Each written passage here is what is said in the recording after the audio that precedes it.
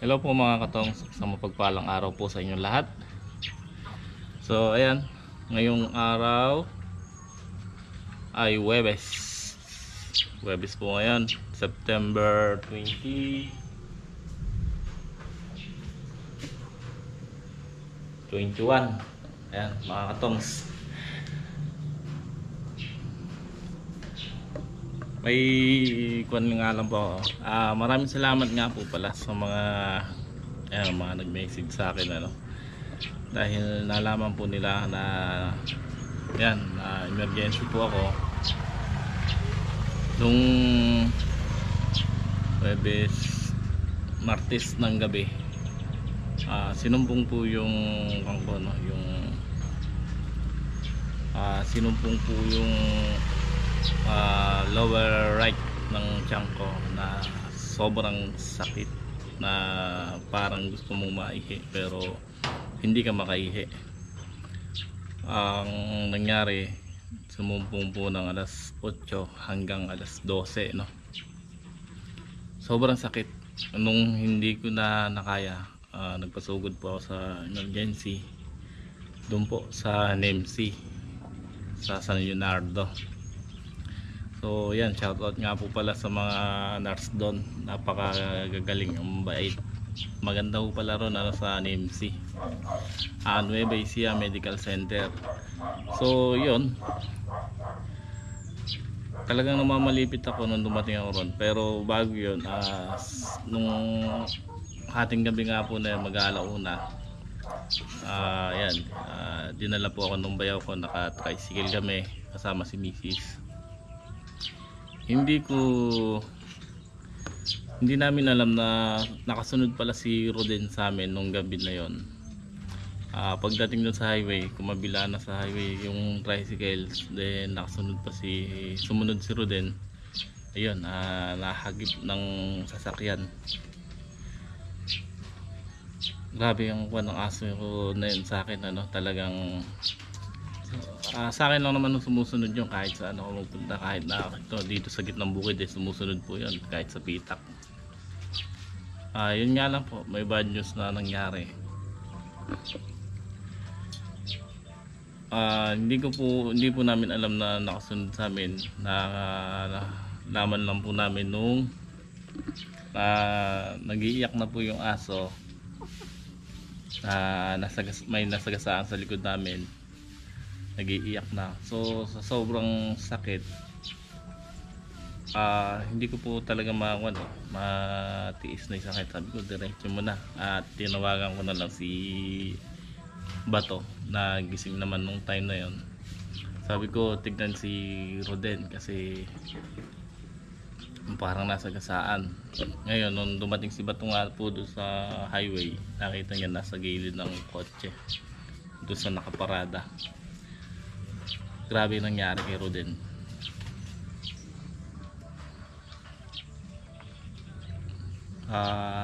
Talagang nawakwak yung niya, yung hita, pero okay naman po, nakaka-recover na.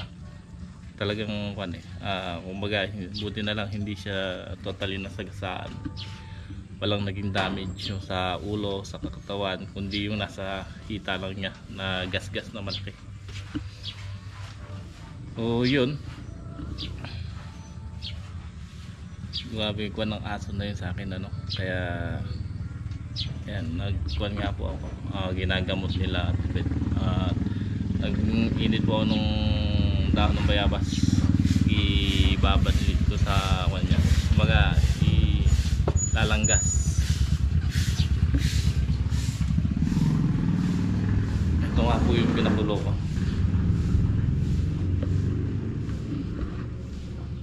Kumulo na pala pero hindi pa.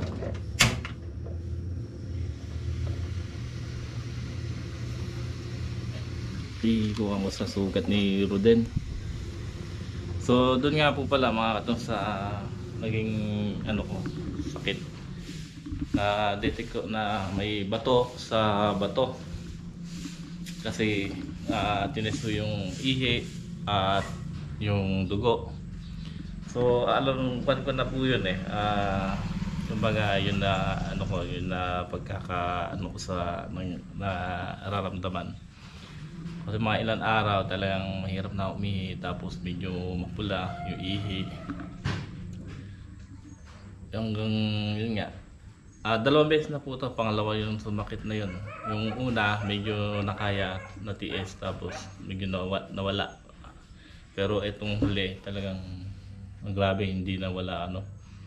Ang tindi ng sakit. Pagdating ko nga po doon sa hospital, sinaksahan lang po ako ng pain reliever. Tapos una nga ang kwan namin appendix, pero magaling yung doktor. Sabi nga may kinapa lang siya. Dahil nagsuka ako sa motor Sabi nga tinanong, nagsuka? Opo, nagsuka sa motor. Then una sabi niya baka appendix, pero nung sinalat niya yung chat ko, yun, tapos pinatit yung dugo, ihi, yun, nakita may infection sa dugo at may kwan sa bato. Ginawa ultrasound pa po ano. So kaya naman no i-wash out. So sabi niya kaya naman do i-wash out yan. Kaya may mga binigay lang na gamot. Siyempre antibiotic para sa infection sa dugo. Then pinakamainam daw yung sambong na capsule. Niresetahan po ng 100 piraso. So yun lang po ang binigay. Nung kinabukasan, nakalabas din po kami nung nawala yung sakit. At ayun, pag uwi ko nga dito, nakita ko yung itsura ni Roden. Sobra. Naawa ako sa aso, no? Kaya ito, asikasuhin ko po siya ngayon. Then yun, kahapon pag uwi namin, nagpahinga lang po muna maghapon. Kaya wala akong vlog. Then ngayon, ayan, bago mamaya hapon balik kami doon sa Sile, pero nandun na sila Bato, ako lang naiwan. Sikasuhin ko muna ako si Roden. Mamaya kukuhanin naman yung Sile, gagambulan, mayayari na kasi naggambul din sila kuya kahapon doon. Ito talagang kakaawa si Roden. Roden, niya na Roden, kuha mo.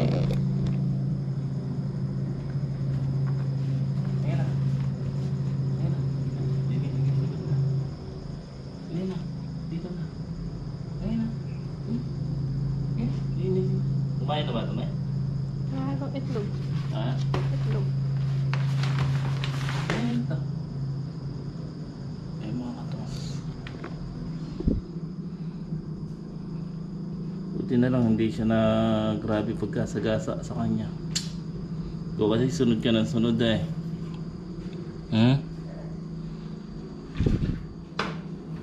Yan o. Yung hita niya na yan,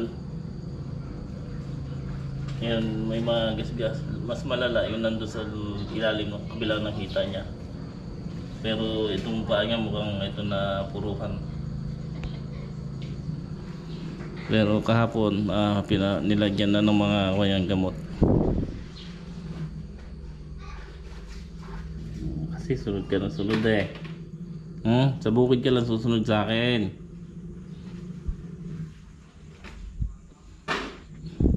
Kanina dito. Den, lagyan na rin.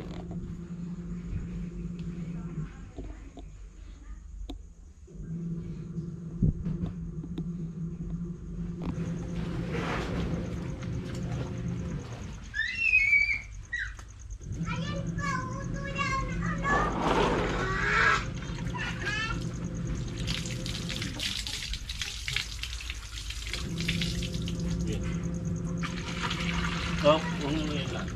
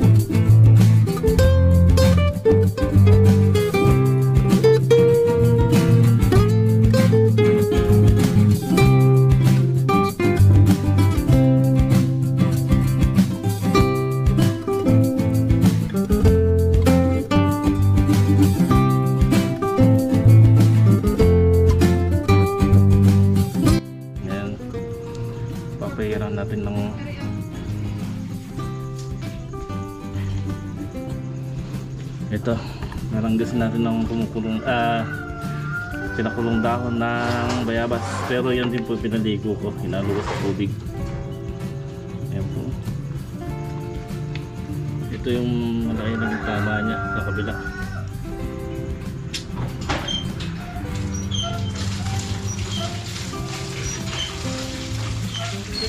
Alam ko Noy, pang spray ano na ginihin mo. Ikaw kasi sunod nga sunod eh. Ayan, namamaga yung paa niya.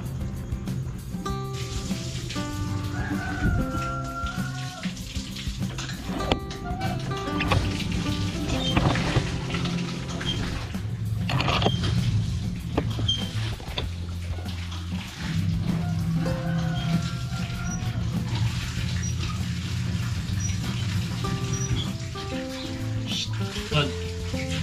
Ano rin? Huwag mong kinaan. Lagi natin gamot.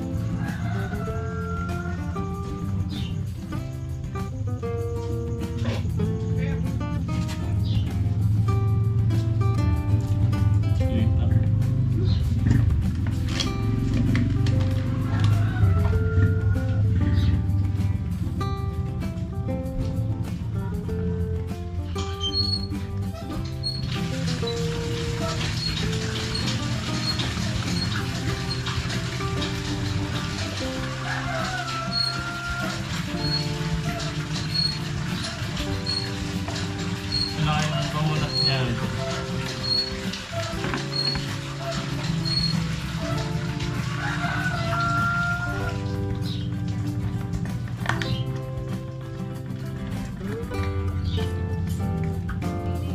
Ha? Hindi, yung ibang yung bulak na malaki ni Rebel.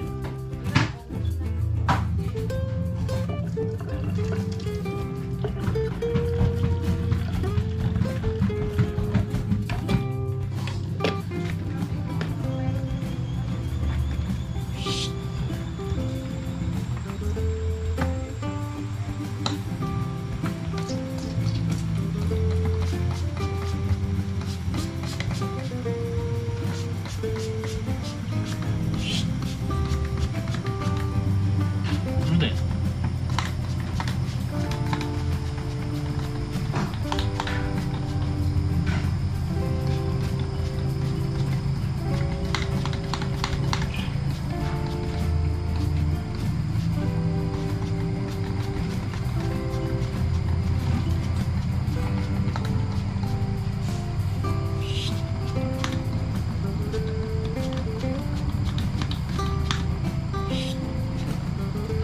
Yan. Tara.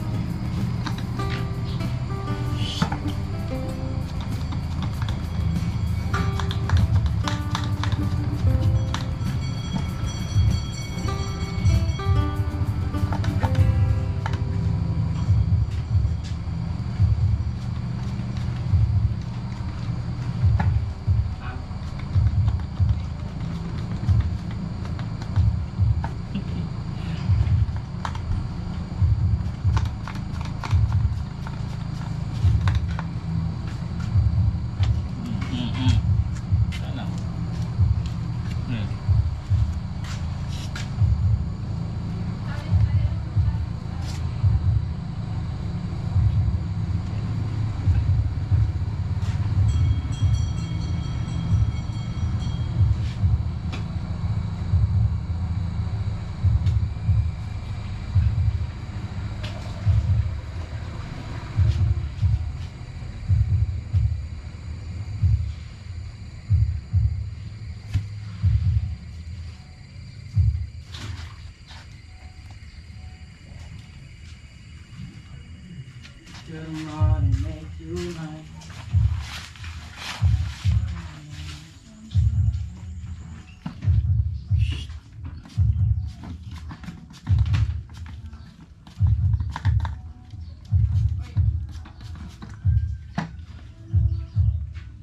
Ha?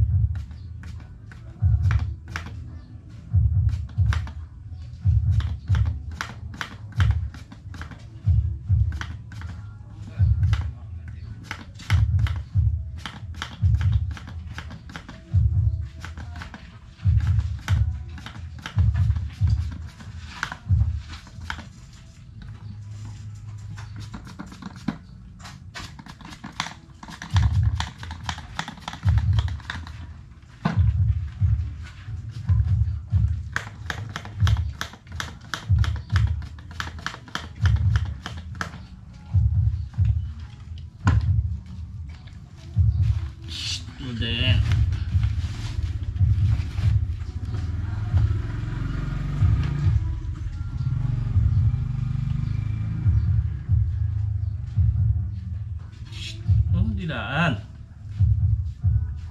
Lagyan mo bakit pa rin dinidigaan. Lalagyan ko pa. Gusto naman niya eh.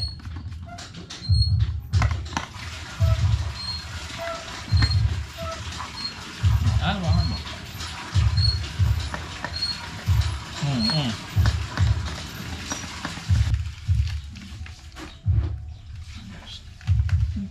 Dilaan. Dilaan.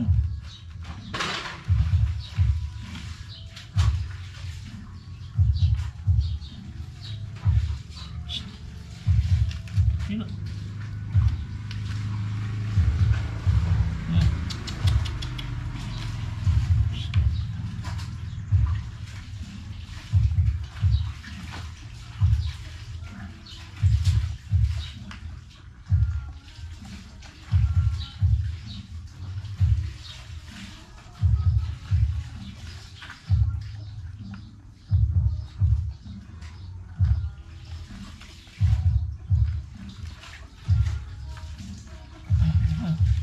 Jin, yung dilaan.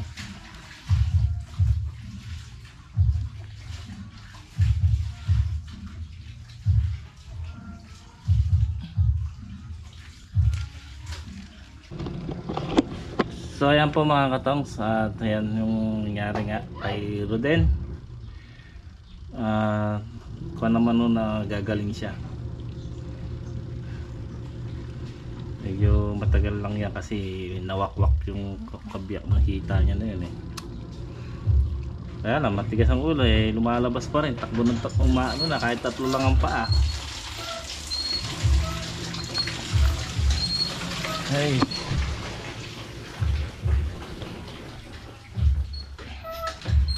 Kaya yan, kinukulong ko dito sa terrace para hindi na siya makalabas.